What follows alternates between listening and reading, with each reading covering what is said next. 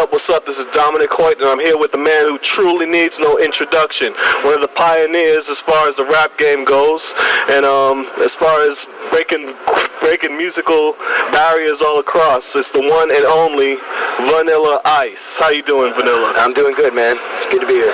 So tell me, what's the flavor on your new album, Bipolar? What's who's on it? What's the flavor? It's actually a collaboration of a lot of artists. We got Insane Clown Posse on it. We got, it's a double CD package together. Double CD? Yeah, it's, we got Insane Clown Posse, like I said. We got, everybody's on this record. Wu-Tang Clan. Oh, Wu-Tang. Oh, we got Wu-Tang Clan. Public Enemy's on the record. I got Soulfly on the record. Slipknot on the record. And it's heavy. It's not very radio friendly, commercial, mainstream stuff, but it's an evolution going on, and it's about the music. It's not about any gimmicks or any made up things, artificial music or anything like that. It's just real expression, and that's what music should be about. And this is it. That's why we have Bipolar, because we got two sides of ice here. Two sides of ice. I like that. So tell me something. How has your style or your flavor basically changed from when you first debuted with To the Extremes? Hits like Ice Ice Baby, Stop That Train, I Love You, and Play That Funky Music. How has your style, if not changed, matured from here to 2002 with the Bipolar project? It's dramatic change, man. That's what it's about. Is music's about expression, and it's kind of a diary of your life, and it's orchestrated through your actions in life, and basically it reflects through the music. So I've had a lot of extreme highs, a lot of extreme lows, and it reflects through my music. It's very emotional. I use my music as my therapy and my everything. It's my expression. It's my outlet, man, and so it all reflects. So it's a little bit darker, or a lot darker actually, than the stuff I did in the early '90s.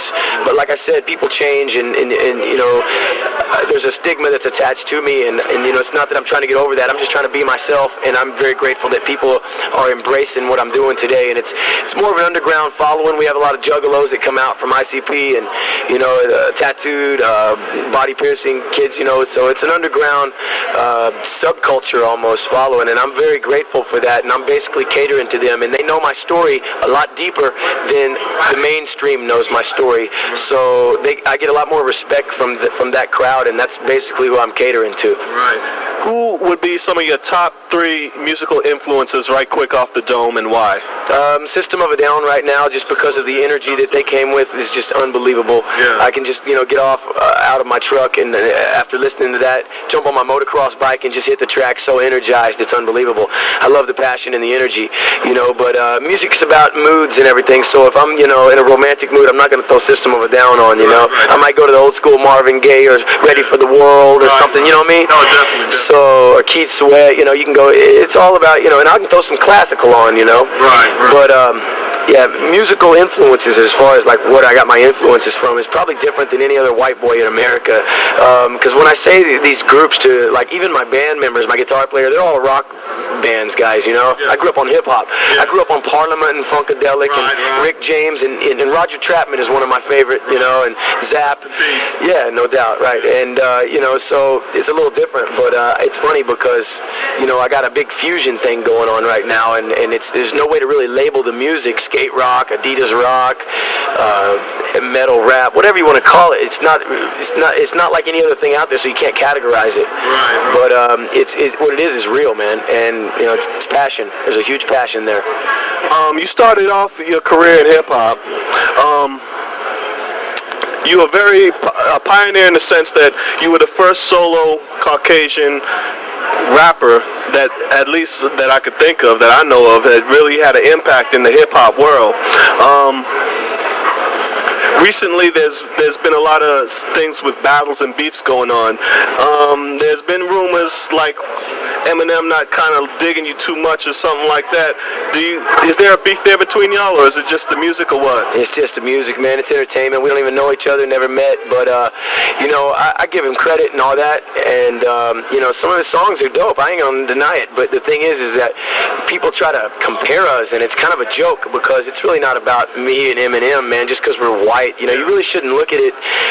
in a color aspect. You should look at it like if it's dope, it's dope. If it's not, it's not. Because, I'm just surprised that it hasn't happened before. It took so long for anybody to come out after me, because I've ran across a lot of talented white rappers, Puerto Ricans, Jewish rappers around the country that have never got a break, and they're multi-talented, Yeah. And it's not about, what color. You can compare rapper against rapper, not white against white and all that. It's just, music has no color. We're all influenced by whatever we're influenced, and it reflects on our life and how we, tend to portray ourselves. And that's all I'm doing. What's the future for Vanilla Ice, and where do you see, how would you like to be remembered in the next 10 years, per se?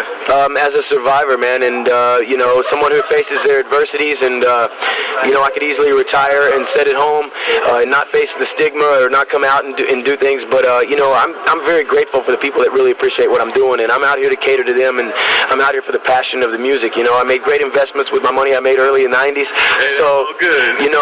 it's not a money issue. You take that out of the equation, and you really find the real heart of what music's about, and it's a passion.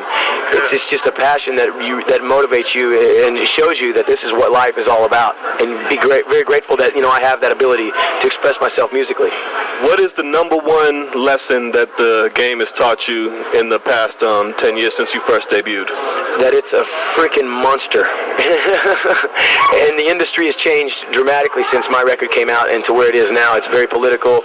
I don't really embrace what the industry is today, because they embrace a lot of artificial music. When I say artificial music, I mean, like, I'm not going to pinpoint anybody, but like somebody else writes the lyrics, somebody else produces the beats, somebody else manufactured, somebody choreographs it, and it's just, somebody's playing a puppet there. Let's go get a good-looking kid, and basically anybody could have done that. They could have taken anybody in the country and made them a star like that. And it's just, to embrace that is, kind of giving the whole meaning of making music a slap in the face. And I don't really embrace what the industry's doing today. So with me, I'm gonna keep doing what I do with no gimmicks, no images, and just keep it about the music, man. Just kind of be an ambassador for that, All right. Well, stop, collaborate, and listen. Ice is back with a brand new invention, Bipolar. Thank you so much, Vanilla Ice, for being on the show.